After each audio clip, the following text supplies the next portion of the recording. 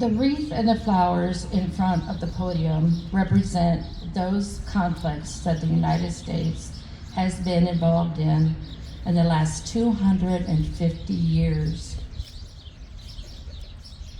The Revolutionary War, in memory of those who fought in the Revolutionary War, is the wreath.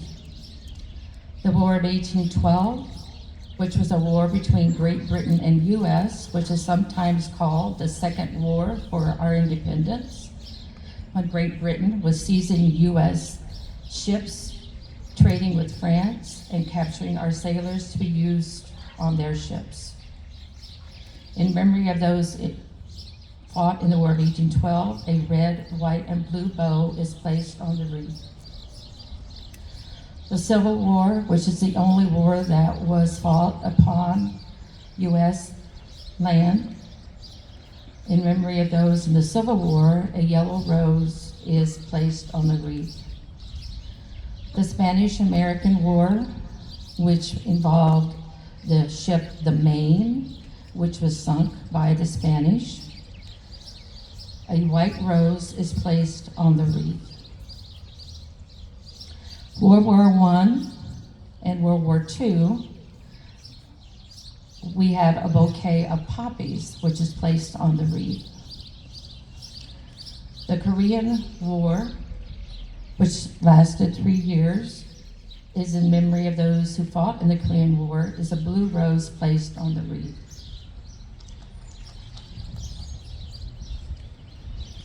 The Vietnam War, which we were with for 20 years, a red rose is placed on the wreath.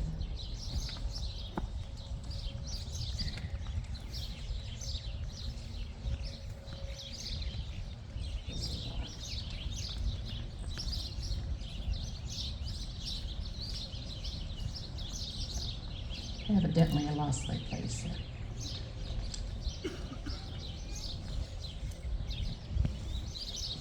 Storm or Gulf War, okay?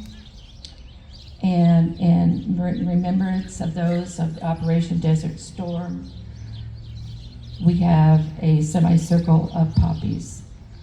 Other wars that we have been involved in so far, Afghanistan, 2001, 2021, and the Iraq War, 2003 and 2011. And right now, we do know we have soldiers involved in the Iran War. Although we don't have feet on the ground at this time, we have lost some soldiers for that. Need to be a little more organized here. Now Diane Bicknell will read a poem written by Kelly Strong entitled "Freedom is Not Free."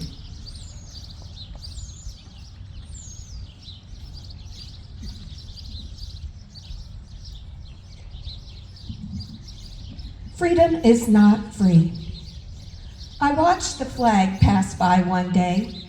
It fluttered in the breeze. A young Marine saluted it, and then he stood at ease. I looked at him in uniform, so young, so tall, so proud.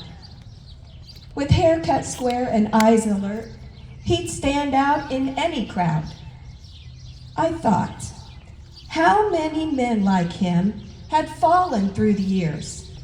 How many died on foreign soil? How many mothers' tears? How many pilots' planes shot down? How many died at sea?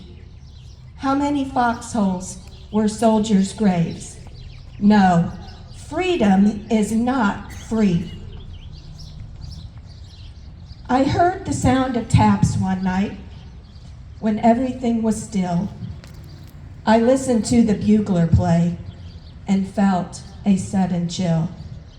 I wondered just how many times that taps had meant amen, when a flag had draped a coffin of a brother or a friend. I thought of all the children, of the mothers and the wives, of fathers, sons, and husbands with interrupted lives. I thought about a graveyard at the bottom of the sea, of unmarked graves in Arlington. No, freedom is not free.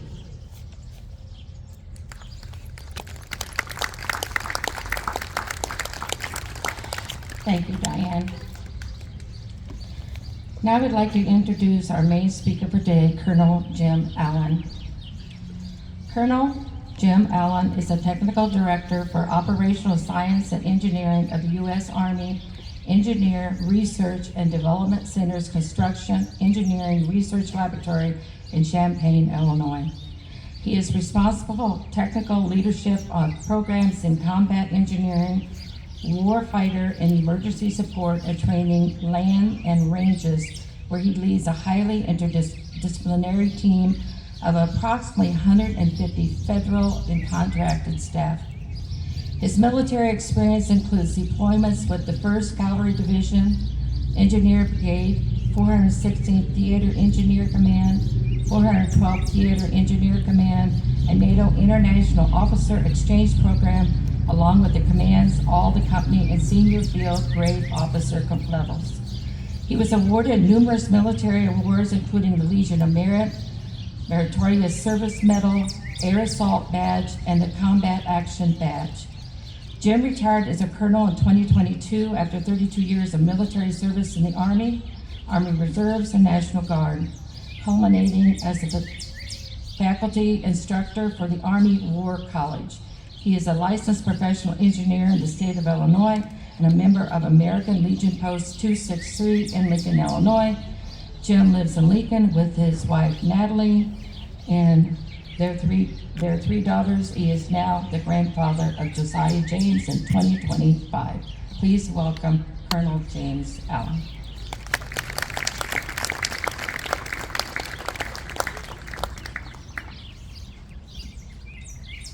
Well, I told her she could abbreviate that, but she read it all, so I ought to try.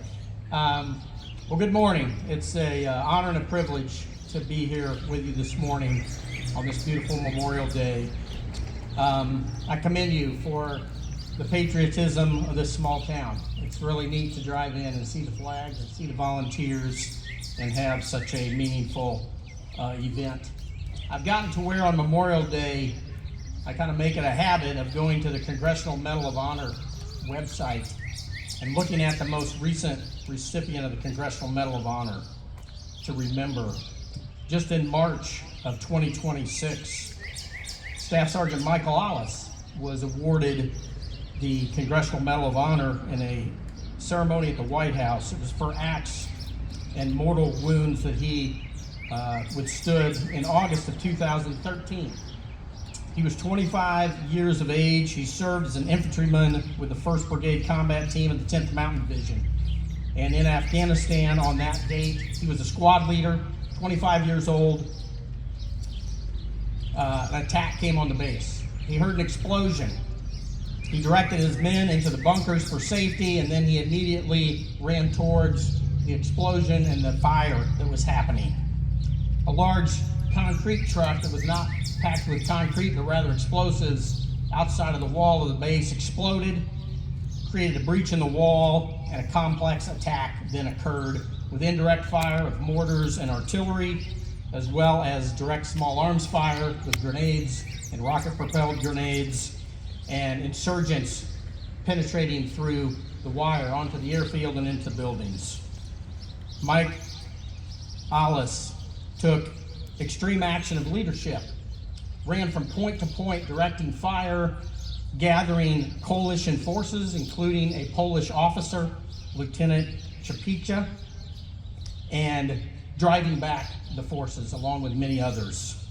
At the culmination of this battle, an insurgent came around the corner and Mike Morris stepped in front of Lieutenant Chapicha, the Polish officer, and he shot the insurgent, but before anything else could happen, the insurgent pulled the cord on his suicide vest, which exploded, and Staff Sergeant Alice took the blast, and in doing so spared not just the Polish officer that was behind him, but also helped counter the attack and secure the base.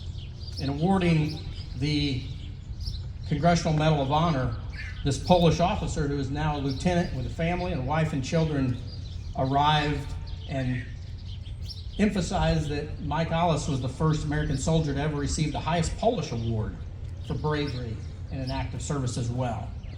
He had died and he had protected the life of his Allied friend. So my talk this morning has 3 points. We remember the past, we remember in the present, and we remember for the future. Our memory connects us from the past to the present to the future, and our memory is a teacher. It teaches us. You may have heard a teacher ask you, now remember kids, what did we talk about yesterday? I've now heard my grown children who have children of their own say to their kids, now remember what happened the last time you did that.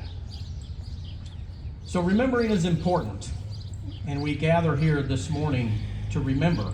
It's a deliberative act, grounded in the past, but very important to our decisions of today, and important into how it shapes our future. And so it's a privilege to gather with you on this Memorial Day and to remember. On today's battlefield, new threats and challenges are faced by our service members around the world. Unmanned drones in the air is now commonplace. Even 10 years ago, in my deployment experience, that was not a threat. Not just in the air, but robots on the ground, unmanned systems in the water, even under the water, create new threats and new challenges. Space-based or artificial intelligence-enabled reconnaissance and targeting capabilities are now possessed by our enemies. But remembering those who faced and overcame unprecedented challenges of the past emboldens us as we face these challenges and uncertainties of the future. So on this Memorial Day, we remember soldiers, sailors, airmen, Marines, Coast Guardsmen, and merchant mariners who died in service in acts both great and small. We remember those who distinguished themselves by acts of gallantry and bravery and intrepidity above and beyond the call of duty, like Staff Sergeant Alice. But we also remember those who died simply by their willingness to serve, who were faithful to the call, or who volunteered to serve, but whom fate placed in a time and a place that required that ultimate sacrifice. This year is quite a milestone for our nation as we celebrate a birthday of 250 years. Larry and Connie both covered some of that history, 2.5 centuries of sacrifice by those who placed others above themselves. It's an important thing to remember, along with the hard-won freedom and liberty, for us to cherish now and each day into the future. And so my admonishment of past, present, and future memory to us all is thus. Remember Continental Army soldiers 250 years ago who froze during Valley Forge in the winter of 1777 of our Revolutionary War, and thereby stiffen your resilience to lead your family and your community through tough times. Remember artillerymen during the War of 1812, during the Battle of New Orleans when it was hot and they struggled to maneuver through the miserable swamp of Louisiana, but ultimately they overcame the British, and thereby be dauntless in pursuit of your own goals. Remember bayonet charges by Union forces at the Battle of Little Round Top during the Civil War, which abolished that horrid institution of slavery, and thereby be fearless in standing up for right causes. Remember mounted cavalry during the Spanish-American War who charged up the hill in the Battle of San Juan, and thereby be bold to take on new situations that may seem unformidable. Remember service members who died choking on poison gas in World War I in Europe, and resolve yourself to make the most of every breath and every moment which you are blessed with. Remember submariners who died in the deep oceans of the South Pacific or the North Atlantic in World War II, and resolve to never leave a word unspoken of appreciation or love to those you care about. Remember airmen shot down over the mountains of Korea or the jungles of Vietnam in the 50s and 60s, and build your courage to overcome daily attacks that may come against your own self-esteem or against your own mental health. Remember Marines and special operators who died during the global war on terrorism, and become the strong, confident leaders that your family or a friend may need to help lead them through a difficult time. Remember all those service members who died from wounds or sickness suffered in combat, but whose demise may have taken months or even years to finally claim their life. And in remembering, thereby increase your own patience and your stamina to model to the next generation that humble, enduring, selfless service is greater than self-centered narcissism, which can threaten the values of this country of honor, duty, country. Remember the tomb of the unknown soldier and the inscription on it that reads, "Here rests in honored glory, an American soldier known but to God." And continue to work diligently in your own tasks that benefit others, to daily do what is right, even when praise or reward is not evident to you. Remembering is active. It's not passive. So today we gather and we choose to remember. Remembering connects us to our higher calling, to faith, to family, to God and country. So we remember today. We remember the fallen. We remember the sacrifice of themselves and their families. And we thereby strengthen our resolve to serve and sacrifice for the greater good in our own lives and for the future. We remember.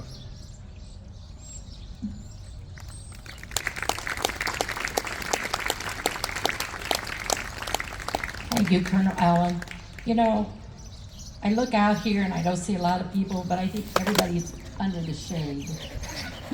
So I think we have a good crowd here this morning, which is really awesome. That speaks greatly about Atlanta. Now I would like to introduce Azul Kong, who is going to lead us in singing of the national anthem. Will you please stand and with your hand on your heart face our flag.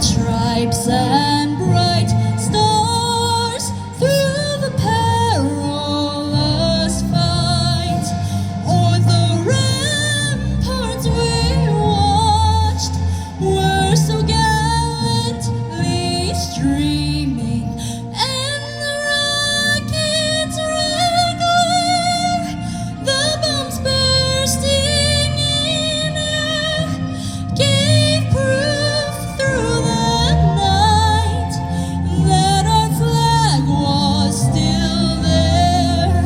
Oh, say does that Star Spangled Banner yet wave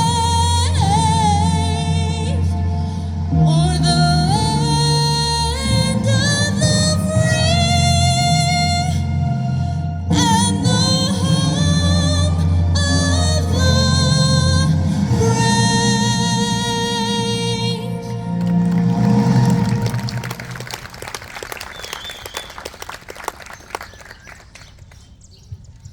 Isn't she awesome? She is so awesome.